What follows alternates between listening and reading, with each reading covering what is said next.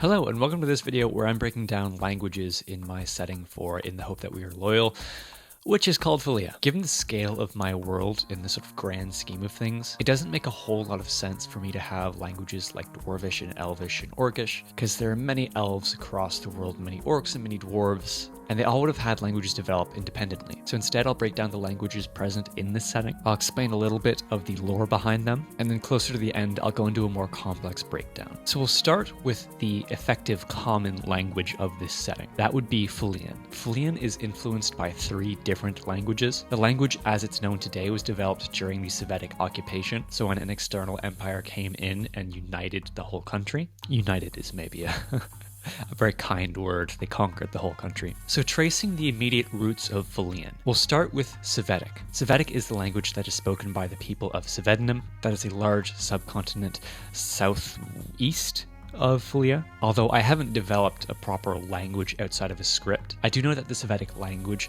relied heavily on prefixes and suffixes, so words would have modifiers attached to them that would change their meaning. And this would be represented in their writing by tilt. So you can kind of see this here.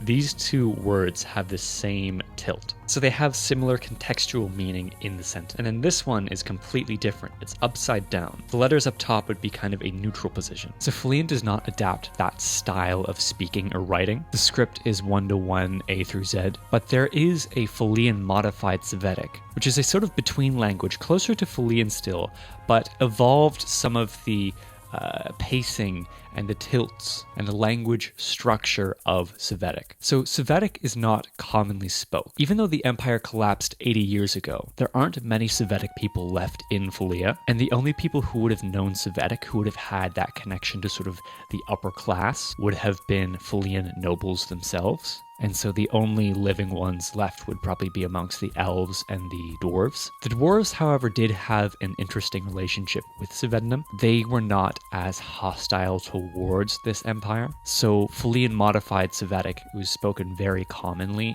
in the Dwarven province. And the Dwarven province might be the one place, at least currently, where Fellian modified Sylvetic is more commonly spoken than Fellian. Although you'd vaguely be able to understand what someone's saying if they spoke to you in that language and you only spoke Fellian. The next Fellian root language is called Phrytic. This was present amongst the dwarves and the halflings and the humans. It reached up towards the edges of the Orcish and Elvish provinces, but never really stuck. Phrytic partially evolved from Primordial. Long ago in the history of Fellia, these societies, before they were anything else, were elemental-based societies, and then as time went on, they slowly progressed away from that, and then eventually they turned into what they are today. The final Sylvetic root language is Monothnic. Now, Monothnic is a language that comes from outside of Fellia. The Monothnic people fled their homeland a long time ago. They came to Fellia and spread their language amongst the Orcish province mostly. So Monothnic is quite popularly spoken amongst orcs, but other common languages for them outside of Fellian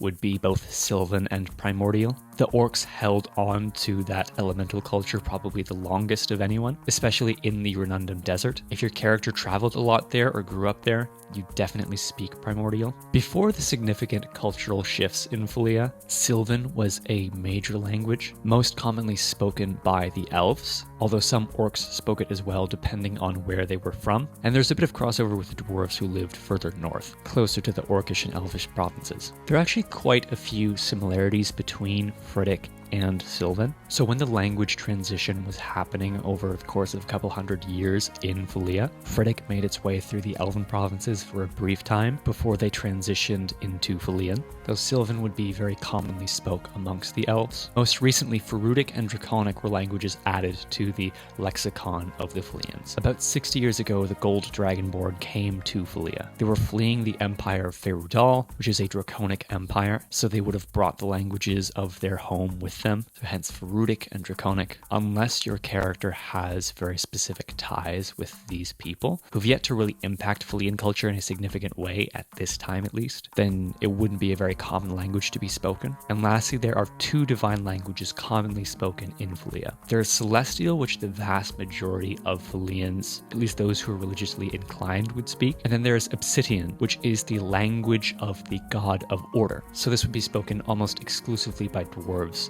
especially those who would be involved in divine laws. So the last thing I'll talk about is a language that is lost to the world but can be seen influencing a lot of the other languages that have arisen in Fellia, and that is a language called Ephraean. Thousands of years ago, the Ephraeans shared parts of their language with the primordial speaking humans. This eventually spread to the dwarves and the halflings. The Ephraeans did not involve themselves extensively in Fellian culture, but they did engage here and there. The Ephraean primordial language became much easier to speak than just primordial. Primordial was not meant for the simple mouths of humanoids, and so very quickly it evolved into Phrytic. But even more interesting, long before that, the Ephraeans also influenced the Sylvetic language. The language structure of Sylvetic is directly taken from Ephraean. They share the exact kind of tilts in the written language and extremely similar prefixes and suffixes in the spoken language. And even more interestingly, the Ephraeans are also the ones who taught languages to the Fae people. The Ephraeans are directly responsible for Sylvan, so that's why there are these connecting points between Phrytic and Sylvan, because they both share this ancient Ephraean origin. Unfortunately now, the Ephraeans are largely gone from the world, and in some places in the world the reasons might be clear, but it wouldn't be common knowledge in Fellia as to what happened to Ephraea. Again, the Ephraeans were never that directly involved in Fellian business. They were their neighbors to the south, but also they were extremely advanced relative to Fellian culture. I mean, even at this point in Fellia's history where I'm running a campaign, the Fellians cannot compare at all to what Ephraea would have been. Although again, no one would really know this anymore. Anyways, I hope that's informative. I think I'm going to attach a little PDF to this video so that people can see the spellings written out and don't have to take direct notes from this video, but hopefully this explanation makes it a bit easier. And that's the end of the video.